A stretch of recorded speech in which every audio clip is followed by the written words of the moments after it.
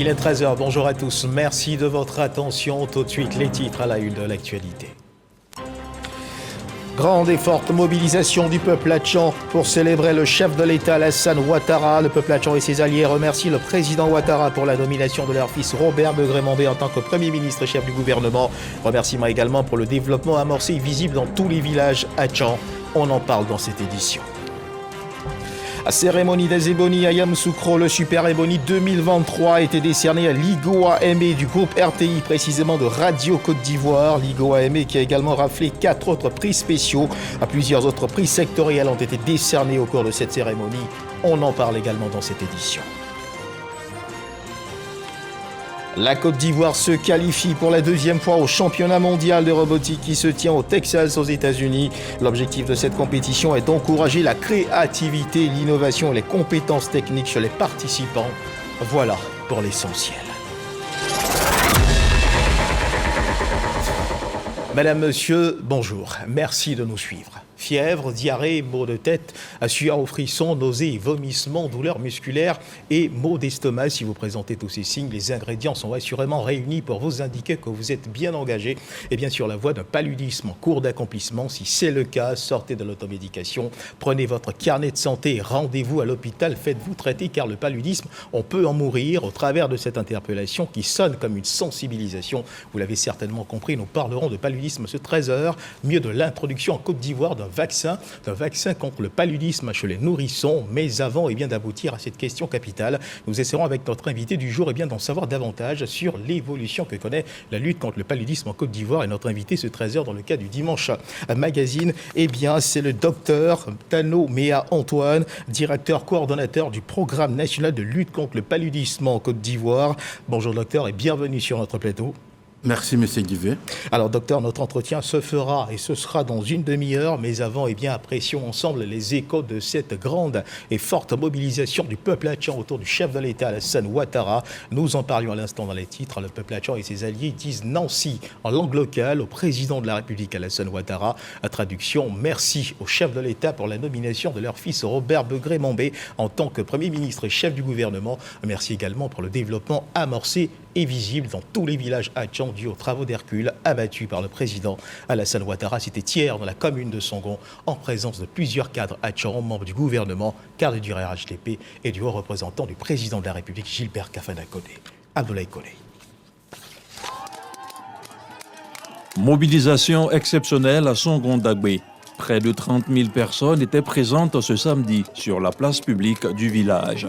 Un jour spécial en pays hatchan qui appelle la faveur divine et celle des mânes des ancêtres, des esprits invisibles, un jour choisi à dessein pour rendre hommage au président Alassane Ouattara. C'est avec l'arrivée du président Alassane Ouattara que les villages hatchans ont véritablement amorcé leur développement.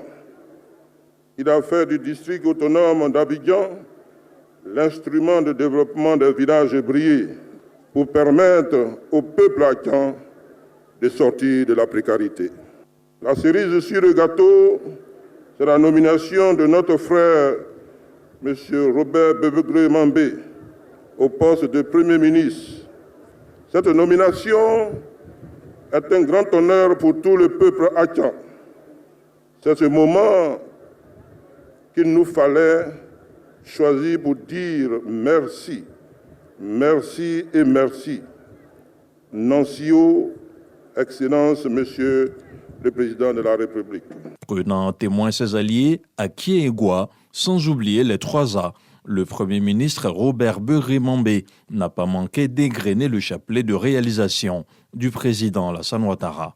Aujourd'hui, grâce au président Alassane Ouattara, qui a fait un pari audacieux, sinon téméraire, nous accédons à tous nos villages dont les voies d'accès ont été toutes bitumées pour près de 110 km. Partout, il y a des centres de santé, des écoles. L'électrification bat son plein. L'emploi des jeunes est de mise. L'autonomisation des femmes à travers le FAFSI. Nous pouvons citer plusieurs exemples pour montrer les transformations profondes vécues par le district autonome d'Abidjan et par toutes les régions de Côte d'Ivoire.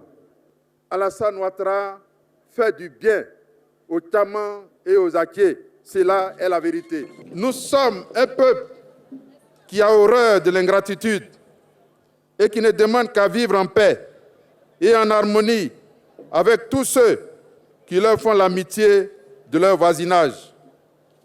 Monsieur le haut représentant, ils sont là, devant vous, parce qu'ils tiennent à dire merci au président Alassane Ouattara. Le président Alassane donne de la Côte d'Ivoire l'image d'un pays sérieux, un pays organisé, un pays méthodique. On ne s'amuse pas en Côte d'Ivoire, on travaille. C'est pourquoi, de cette tribune, je puis vous dire, Alassane Ouattara, hier, Alassane Ouattara, aujourd'hui, Alassane Ouattara, demain. Patron de la cérémonie, le haut représentant du chef de l'État a salué le choix judicieux d'un homme de valeur, de loyauté et de dévouement, en la personne du Premier ministre Robert Beuré-Mambé, pour conduire les actions du gouvernement. Gilbert Koné-Kafana a appelé au renforcement de la cohésion sociale pour davantage d'actions de développement dans toute la Côte d'Ivoire. Le peuple Achan connaît tout l'attachement que le président Alassane Ouattara nourrit à son égard. Alassane Ouattara aime le peuple Achan.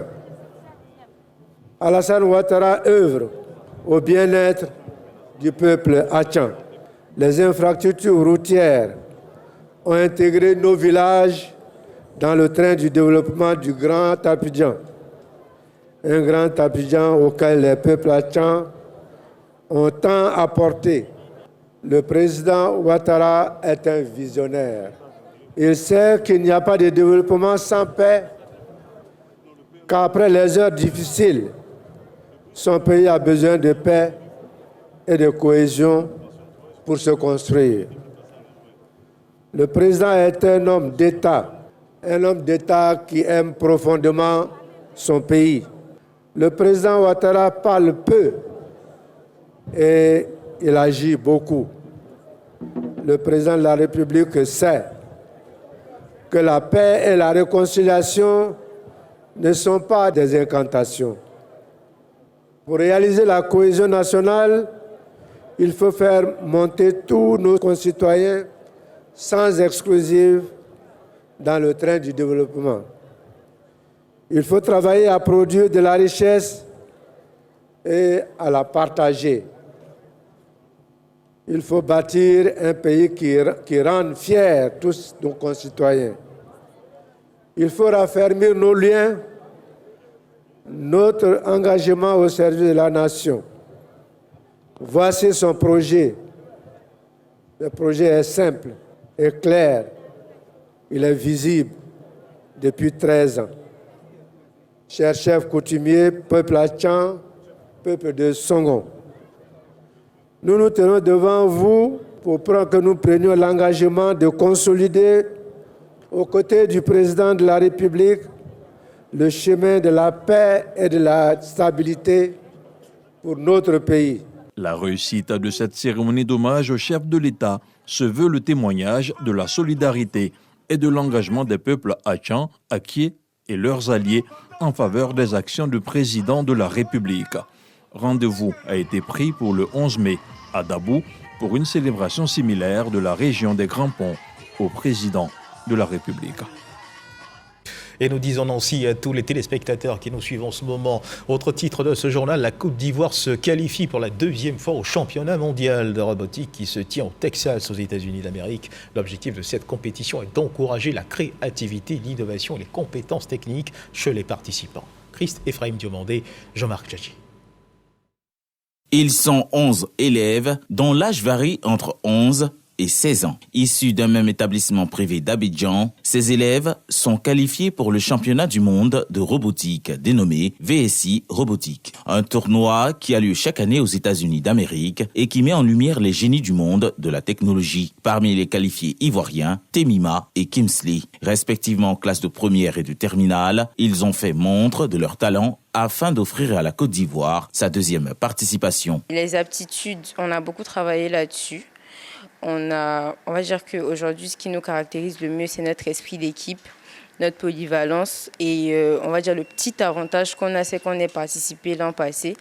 Donc voilà, je pense qu'on est prêt. Après, sur le terrain, c'est toujours différent, mais on va confiant.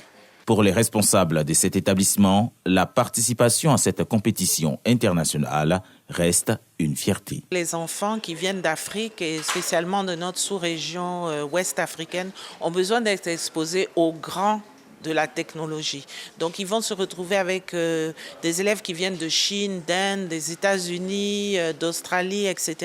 Et cette compétition va leur permettre de montrer qu'ils ont un excellent niveau, qui sont de taille à être dans la compétition mondiale de robotique. Le championnat du monde de robotique aura lieu du 25 avril au 3 mai dans l'État fédéral du Texas. Pour rappel, la Côte d'Ivoire est le seul pays africain à prendre part à ce concours. Et loin des champs d'expression de la robotique, sachez que 4165 personnes ont bénéficié des projets de contribution à l'insertion socio-professionnelle des personnes vulnérables, ainsi que ceux visant à la promotion de l'emploi décent, tout en améliorant l'autonomisation et l'employabilité des promoteurs. Des bénéficiaires issus des régions du Bunkani, du Kabadougou, du Béké, du Tchologo et de San Pedro. Les précisions de David Soyo. Pour l'année 2023, le projet de contribution à l'insertion socio-professionnelle des personnes PIPV est celui de la promotion de l'emploi décent tout en améliorant l'autonomisation et l'employabilité des promoteurs. PPED ont enregistré 4165 bénéficiaires, soit 1329 pour le compte du PIPV et 2836 bénéficiaires représentant 53 groupements pour le projet PPED. Les résultats de ces projets d'insertion socio-professionnelle initiés par la Direction générale de l'emploi cadrent avec le programme social du gouvernement qui vise à améliorer le bien-être des populations. Ces résultats tangibles, au-delà des objectifs initiaux et en progression par rapport à 2022, sont le fruit de nos efforts collectifs, de l'engagement de tous les acteurs de mise en œuvre. Ces deux importants projets d'insertion visent la création d'opportunités d'emploi décents et durables au profit du plus grand nombre de personnes en âge de travailler et partant l'épanouissement des populations. Les projets PIPV et PPED sont mis en œuvre dans 5 régions du pays, Boukani, Kabadougou, Tchologo, Béké et San Pedro. Ce programme s'articule autour de 5 axes stratégiques: la lutte contre la fragilité dans les zones frontalières du Nord, l'amélioration des conditions d'études au primaire, secondaire et supérieur, l'amélioration des conditions de vie des ménages, l'insertion professionnelle des jeunes et le service civique, et enfin, la couverture sociale des populations fragiles. Cet atelier de restitution des résultats des projets PIPV et PPED a servi de prétexte aux différents acteurs impliqués de dégager des propositions et recommandations pertinentes pour un meilleur impact sur les bénéficiaires. Deuxième titre de ce journal, rendons-nous à présent à Yamoussoukro où s'est tenue hier une cérémonie pour célébrer l'excellence en matière de journalisme en Côte d'Ivoire. La cérémonie des Ébonies, les prix Ébonies Télé, meilleurs présentateurs de journaux télévisés raflés par la RTI. À cerise sur le gâteau, le Super Éboni 2023 a été décerné à Ligoa Aimé du groupe RTI, précisément de Radio Côte d'Ivoire. Ligoa Aimé qui a également raflé 4 autres prix spéciaux. Plusieurs autres prix sectoriels ont été décernés au cours de cette cérémonie. Les détails dans ce reportage de Kader Sokotogo. Celui qui a défilé le plus sur ce podium. J'ai nommé Ligoa Aimé.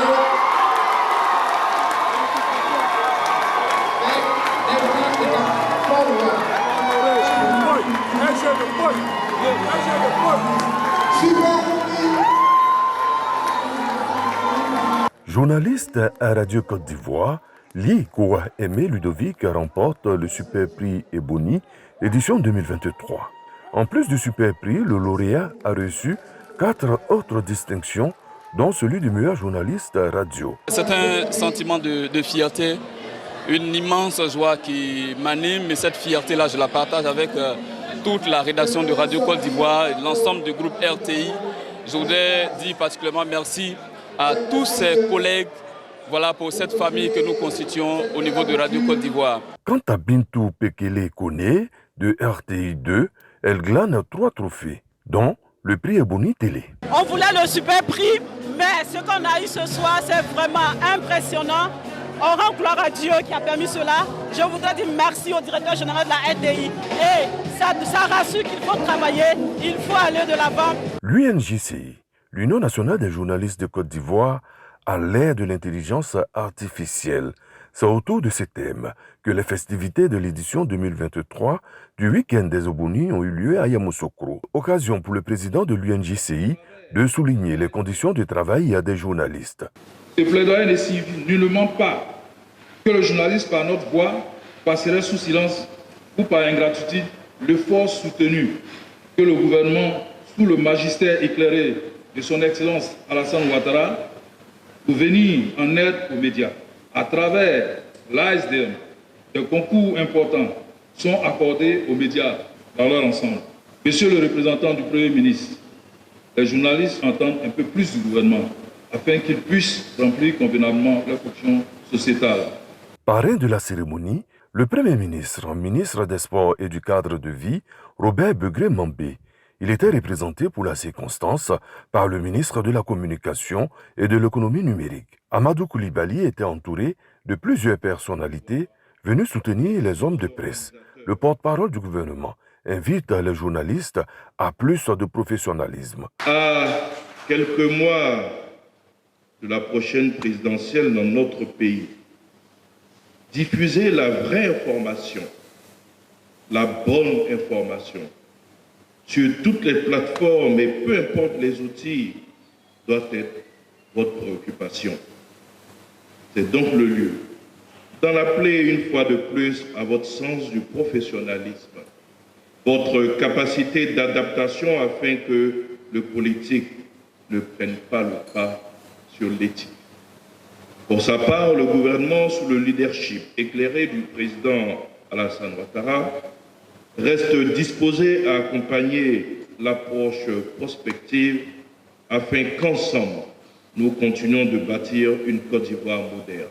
Les prix Ebony Presse écrite et Presse numérique ont été remportés respectivement par Faustin Ouman de Fraternité Matin et Elvis Gouza de l'Infodrome. Au nombre des lauréats des prix sectoriels et spéciaux figure Hamza Diaby de RTI 1, Habiba Dambélé Saoué, directrice de l'information des journaux de RTI 1, est nommée présidente du comité de pilotage de la fondation Noël Ebony.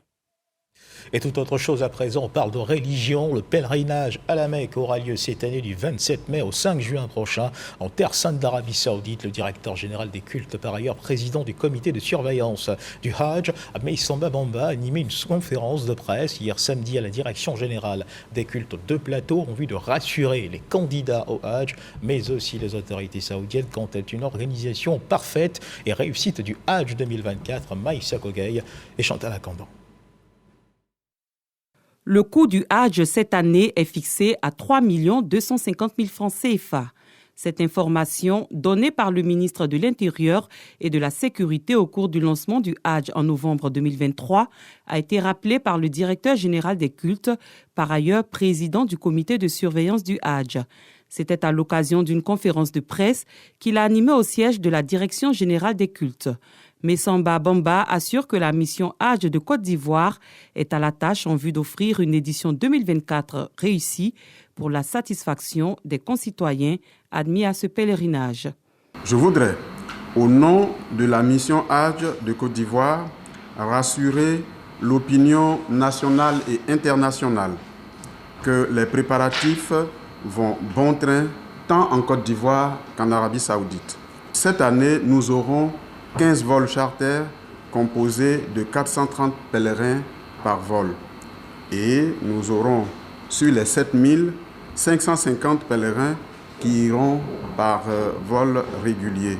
Et les détails de cette... À cette conférence, le directeur général des cultes n'a pas manqué d'interpeller les responsables des opérateurs privés. Des opérateurs non agréés procèdent à l'enrôlement de candidats en dehors de toutes les directives des autorités saoudiennes et des procédures légales en vigueur, c'est-à-dire dans notre pays. Ces personnes, ainsi inscrites irrégulièrement, ne bénéficieront que d'un visa tourisme qui ne donne pas accès au circuit cultuel du Hajj en Terre Sainte. Selon Messamba Bamba, président du comité de surveillance, le vol inaugural du Hajj 2024 s'effectuera le lundi 27 mai à 13h et le dernier vol, quant à lui, partira le mercredi 5 juin à 23h50. Un centre juridique pour médiateurs professionnels vient d'être inauguré dans la commune de Cocody, baptisé Centre international de médiation Félix Houphouët-Boigny. Il se donne pour objectif de former les futurs apprenants à l'exercice et au développement de la pratique de la médiation comme mode de règlement des conflits en Côte d'Ivoire. Un centre inauguré par l'association La Médiation au quotidien, cérémonie solennelle et bien présidée par le ministère de la Justice et des Droits de l'Homme. Reportage signé Jean-Marc Djadji. Le Centre international de médiation Félix Houphouët-Boigny, CIMED, est désormais fonctionnel. Son siège est prêt à accueillir les médiateurs professionnels en exercice et en études. La formation, la recherche et la pratique sont les 3 missions de cette institution privée. Au vu des enjeux liés à la prévention et au traitement des conflits, chefs d'entreprise, universitaires et juristes, tous soutiennent les actions du CIMED. Le Centre international de médiation Félix Houphouët-Boigny enregistre à ce jour 100 médiateurs professionnels, tous titulaires d'un certificat d'aptitude. Jusque-là, on a formé les médiateurs. Chacun exerce sa profession un peu comme il peut, etc. Mais il n'y avait pas une certaine cohésion.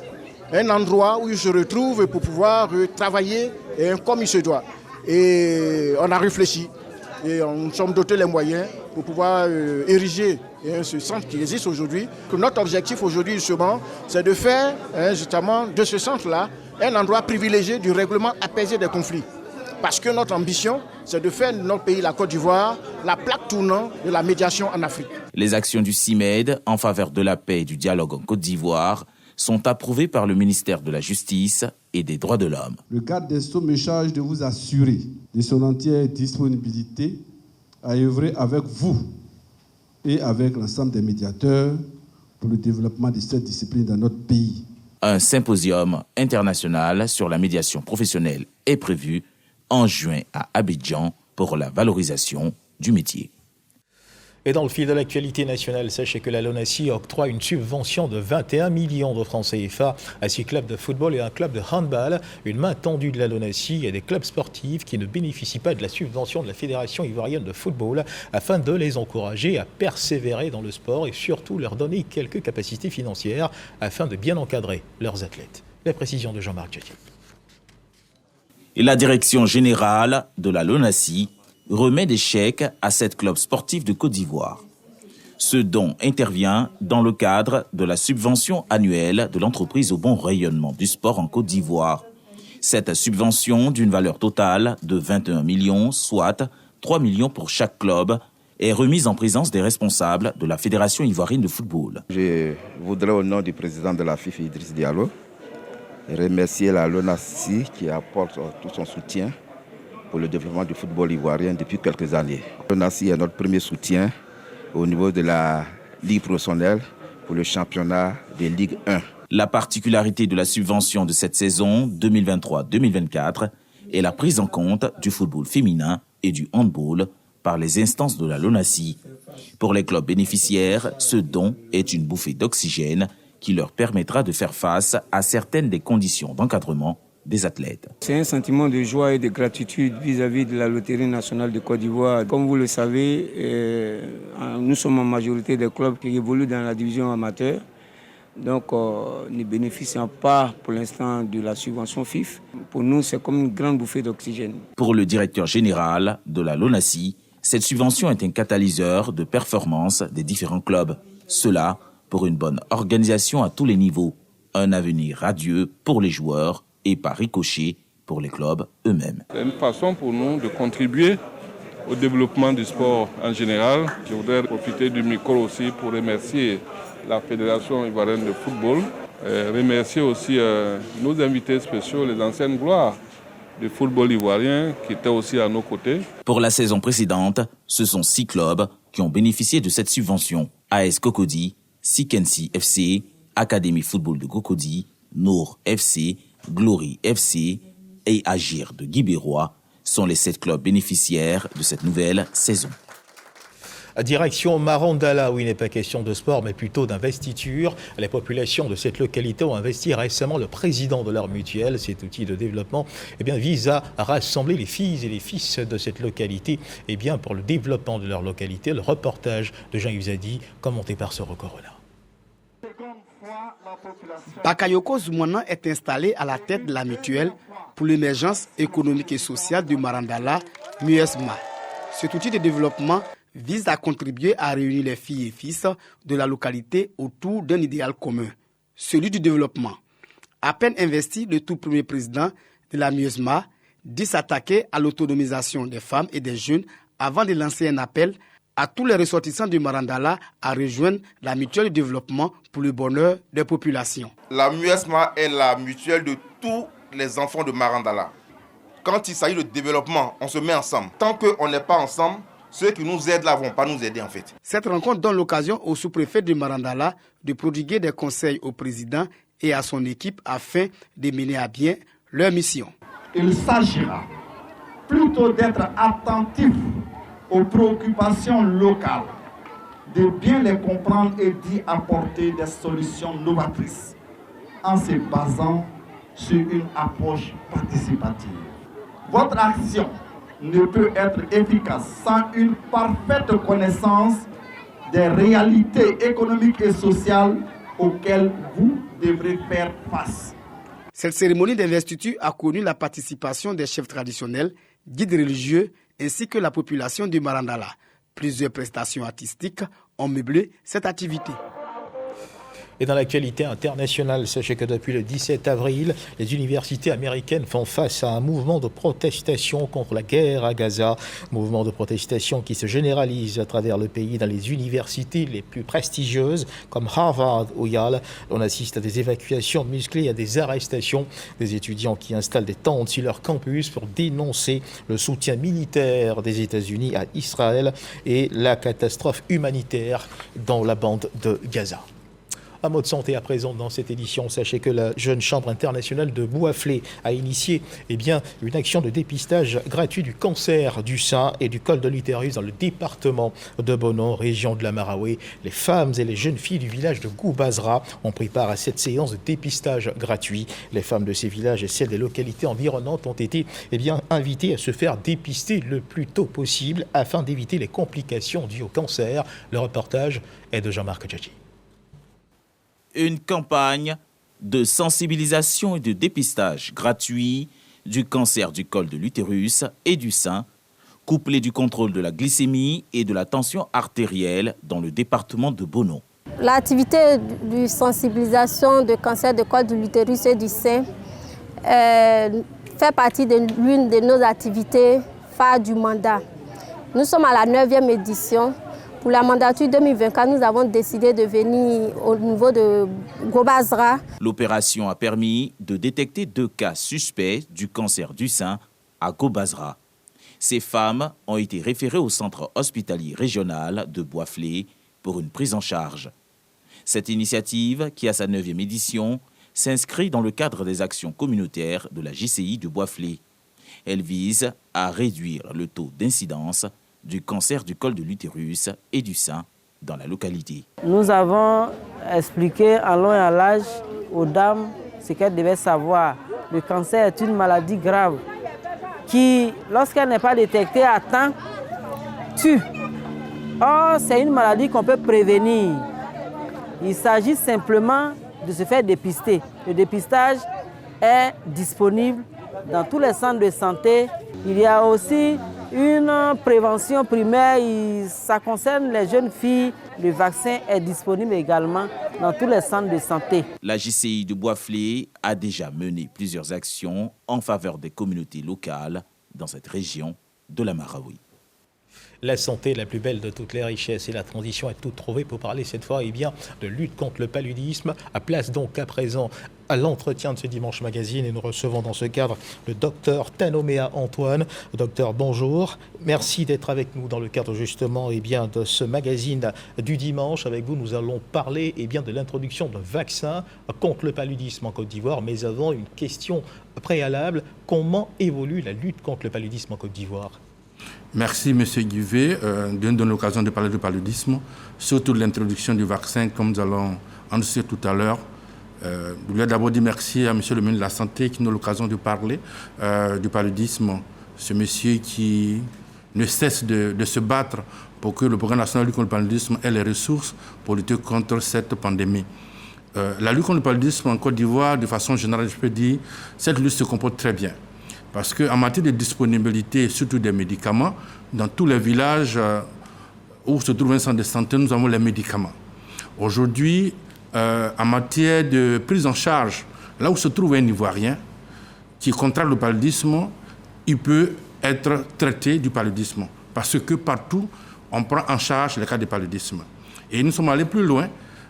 Des centres de santé, nous sommes maintenant allés dans les communautés. Nous sommes dans les communautés. Aujourd'hui, nous avons près de 15 000 ASC. Ce sont des agents de santé communautaires qui sont dans les villages, qui sont situés à plus de 5 km d'un centre de santé pour prendre en charge les enfants de moins de 5 ans. Comme vous le savez, ce sont ces enfants-là qui sont les plus vulnérables. Donc, cela nous permet de couvrir partout où le système de santé n'arrive pas. Parce qu'aujourd'hui, grâce à l'État de Côte d'Ivoire aussi, on a eu un rapprochement des centres de santé des villages.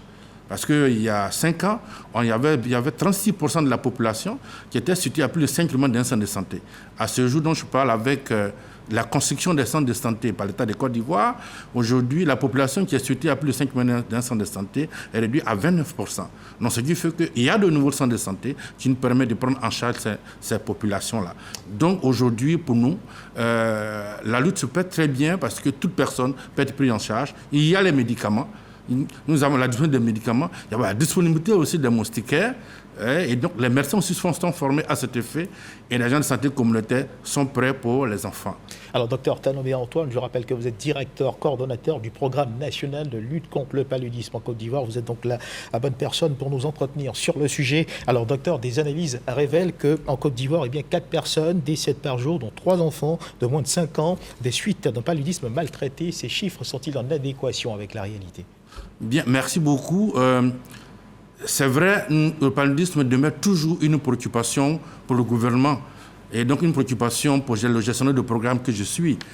Pour dire qu'en matière de décès liés au paludisme, nous avons une bonne réduction. Depuis 2017, on est passé de 3222 cas à 1485 décès en 2023, soit 5 décès pour 100 000 habitants. 5 décès pour 100 000 habitants. Et dans ces 5 décès, nous avons au moins, on dit 4 enfants, parce que c'est 3,5 enfants. Donc c'est 4 enfants qui meurent de paludisme. C'est pour ça que ce sont les enfants qui représentent la population la plus vulnérable. Donc c'est juste, c'est préoccupant. Mais on peut se dire que une réduction de 50%, c'est une bonne chose. Mais ce n'est pas ce que nous attendons. Notre souhait, c'est que les Ivoiriens ne meurent pas du paludisme. J'allais justement vous demander si l'on doit s'alarmer de ces chiffres aussi, la situation est sous contrôle. Je pense que par rapport à 2017, la situation est sous contrôle et elle continue de baisser le nombre de cas de décès. Parce que, comme je vous ai dit d'entrée, nous avons des agents de santé communautaire qui sont dans les villages, qui sont dans les villages long situés pour s'occuper des enfants. Donc on a moins de cas de paludisme grave. Et aussi, les agents de santé aussi prennent en charge les cas de paludisme aussi rapidement, donc ça évite les cas de décès. Alors, sur la question de prise en charge, nous y reviendrons dans un instant, mais docteur, parlons à présent de l'introduction de ce vaccin contre le paludisme en Côte d'Ivoire, mais avant, suivons ensemble cet élément de notre reporter Didier Guesson qui nous renseigne sur le sujet. Le paludisme tue chaque jour 4 personnes en Côte d'Ivoire, selon le ministère de la Santé. Les victimes sont pour la plupart des enfants de moins de 5 ans. La maladie est la première cause de consultation dans les établissements sanitaires. À l'occasion de la journée mondiale de lutte contre le paludisme, le Centre d'information et de communication gouvernementale CICG a offert sa plateforme Tout savoir sûr pour faire l'état des lieux de la pandémie en Côte d'Ivoire. Il y ressort que l'État actionne 2 leviers pour la protection de la population. D'abord, la prévention avec la sensibilisation des ménages à l'usage des moustiquaires imprégnés d'insecticides à longue durée d'action, la fumigation pour la destruction des gîtes larvaires et l'entretien de l'environnement.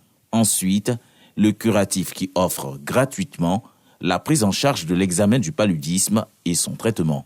À ces 2 axes s'ajoute bientôt l'administration du vaccin R21 contre le paludisme aux enfants de moins de 5 ans. Alors, madame, monsieur, vous l'avez certainement reconnu à la voix, ce reportage est signé Jean-Marc Djadji. Docteur, je me tourne vers vous. Alors, ce vaccin, en quoi va-t-il consister concrètement ? D'abord, il faut dire merci au gouvernement parce que le gouvernement a bataillé dur pour qu'on puisse avoir ce vaccin. La Côte d'Ivoire aura ce vaccin dans notre, c'est-à-dire disponibilisé en Côte d'Ivoire d'ici juin. Donc, le vaccin va concerner seulement que les enfants de 0 à 5 ans. Et ce vaccin, c'est un vaccin qui est liquide, qui va être administré de façon qu'on appelle en intramusculaire, surtout à la face latérale externe de l'enfant. Ce sont les enfants. On va donner ce vaccin-là aux enfants à 7 mois, à 8 mois et à 9 mois. Et ce vaccin, on va faire un rappel à 18 mois. Donc ce vaccin va concerner ces enfants qui sont éligibles. Mais dans un premier temps, ce que nous allons faire, c'est de vacciner les enfants de 40 premiers districts. Le ministre de la Santé a dit, mais tiens, mais ce n'est pas seulement les enfants de moins de 5 ans, n'habitent pas seulement que dans les 40 premiers districts. Donc le ministre a souhaité que d'ici l'année prochaine, d'ici 2025, que toute la population des enfants de 0 à 5 ans du Côte d'Ivoire puisse bénéficier de ce vaccin. Donc c'est cette année-là, nous pensons avec, puisque ce n'est pas nous qui faisons le vaccin. Nous sommes le programme national de lutte contre le paludisme. Nous avons un programme élargi de vaccination avec lequel nous travaillons de commun accord, avec lequel nous allons penser au lancement de ce vaccin. Normalement, nous avons proposé le mois de juillet, mais on pense qu'avec tout ce qu'il y a lieu de faire, la sensibilisation de la population, pour que la population s'approprie ce vaccin, je pense qu'au plus grand tard, pour nous, au plus grand tard, à partir du 1er octobre, tous les enfants pourront bénéficier de ce vaccin. Parlons justement de la sensibilisation. Quel est le plan justement média que vous avez envisagé ? C'est vrai que vous êtes avec nous aujourd'hui à la télé, mais en termes d'approche de ces parents, de ces familles, comment est-ce que vous la menez sur le terrain, ou vous envisagez la mener sur le terrain ? Avec le programme élargi de vaccination, nous avons défini un programme ensemble. D'abord, l'information que je viens de donner, et au lancement, nous allons faire une grande réunion, inviter toute la population de Côte d'Ivoire, que le ministre va lancer officiellement ce vaccin, pour donner toutes les prérogatives. Et en ce moment-là, nous allons lancer. Inviter d'abord vous, la télévision, la radio, tous les médias, pour que ces médias soient informés de ce vaccin. Et nous allons passer déjà de voir les agents de santé communautaire, informer les leaders communautaires, les préfets et les populations pour que tout le monde s'en approprie. Parce que ça ne respecte pas complètement le programme élargi de vaccination. Donc, il faut vraiment qu'on communique assez pour que les parents puissent se présenter les enfants, pour que les enfants puissent en bénéficier. Alors, docteur, on l'a parfaitement compris, les parents vous ont parfaitement entendu. Permettez-moi de revenir sur un aspect plutôt important. On ne saurait parler du paludisme sans parler de sa prise en charge, de la prise en charge de cette maladie dans nos centres de santé. Est-elle réellement gratuite, docteur ? Oui, Monsieur Guivet, je vous le rassure. Et nous avons un arrêté qui dit que le paludisme simple, et monsieur le ministre l'a annoncé le 25, le paludisme simple, il est gratuit pour tous les âges. C'est-à-dire vous et moi, les enfants et toute la population bénéficient de la gratuité en cas de paludisme simple. Le paludisme grave, il est gratuit seulement pour la femme enceinte et les enfants de moins de 5 ans.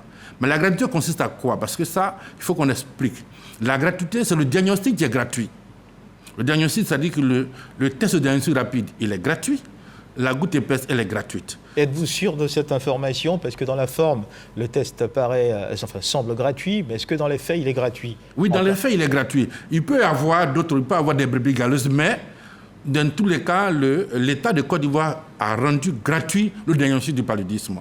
Et donc, lorsqu'on dépiste, lorsqu'on confirme que vous avez le paludisme, en ce moment-là, on vous donne une ordonnance pour aller prendre dans l'hôpital public Je dis bien dans l'hôpital public, le médicament, il est donné gratuitement. Docteur, si on se rend dans un hôpital public et qu'on se rend compte que les éléments que vous venez de citer ne sont pas gratuits de façon pratique, de quel recours dispose-t-on pour se faire entendre? Normalement, vous avez le droit de voir d'abord le responsable de l'hôpital. D'abord, le patient lui-même doit dire, ah tiens, à la télévision et partout, on nous a dit que le médicament est gratuit. Comment se fait? Donc, il doit réclamer la gratuité d'abord.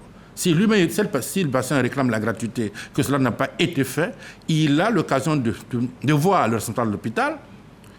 Si le responsable de l'hôpital ne répond pas, il y a le directeur du département de la santé, le directeur du régional, même le sous-préfet, le préfet. Ils sont informés que cela est fait. C'est un arrêté du gouvernement. Et donc, tout le monde se doit de respecter cela.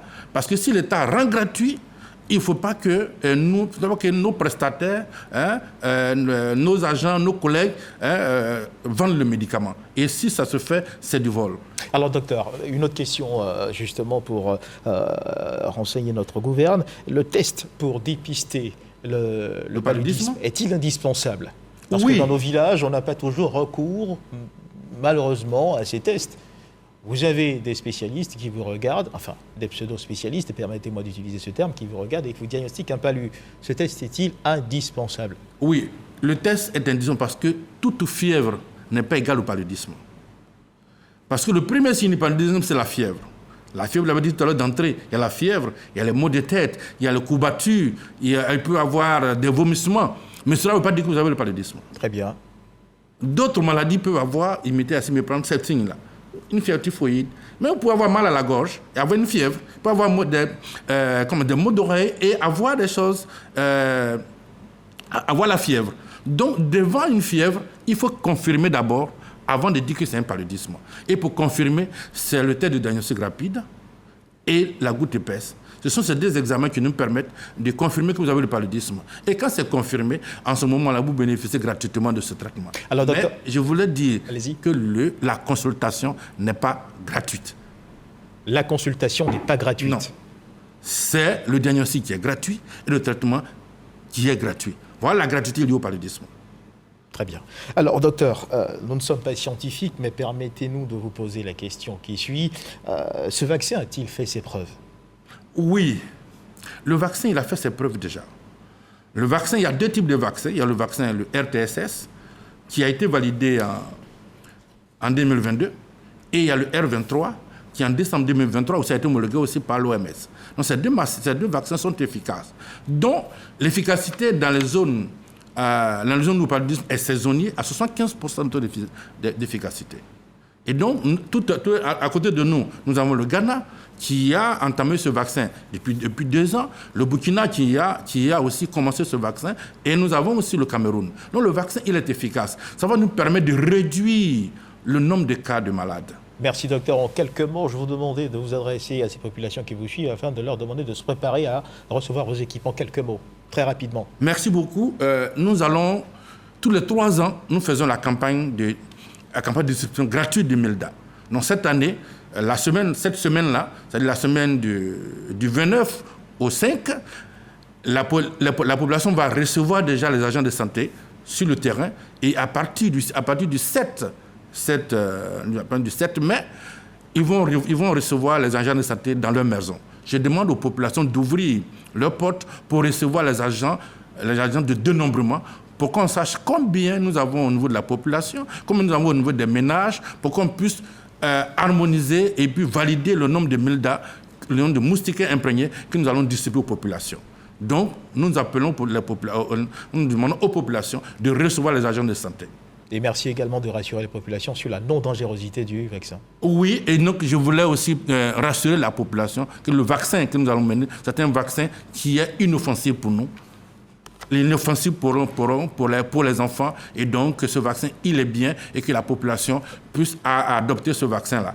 Merci à vous, docteur Tanomea Antoine. Je rappelle que vous êtes directeur coordonnateur du programme national de lutte contre le paludisme en Côte d'Ivoire. Et avec vous, nous avons parlé de l'introduction d'un vaccin contre le paludisme dans notre pays. Juste avant de rendre l'antenne, madame, monsieur, sachez que le ministère des Transports a produit un communiqué relatif à la recrudescence des accidents de la circulation, un communiqué que je vous invite à suivre, un communiqué donc qui est lu par Abou Sanogo. Depuis quelques semaines, il est constaté une recrudescence des accidents graves de la circulation. le samedi 20 avril 2024. C'était à Kounfao avec 13 tués et 9 blessés. Et ce samedi 27 avril 2024, c'est encore à Abengourou et à Abidjan, sur l'axe Adjamé-Yopougon, que nous enregistrons d'autres graves accidents de la route occasionnant au total 2 tués et 13 blessés. Face à cette situation, le ministre des Transports présente ses condoléances aux familles des victimes décédées et ses vœux de prompt rétablissement aux blessés. Le ministre informe par ailleurs l'opinion nationale que dans le cadre de l'application des sanctions, les dispositions suivantes ont été prises. 5 des 6 conducteurs impliqués dans ces accidents ont été interpellés par la police nationale et seront mis à la disposition de la justice dès le lundi 29 avril 2024. Le 6e conducteur en fuite est recherché. Une enquête est ouverte sur l'état des véhicules ainsi que leur contrôle technique pour, au besoin, situer la responsabilité des structures ayant délivré des attestations de contrôle technique aux véhicules impliqués dans les 3 accidents.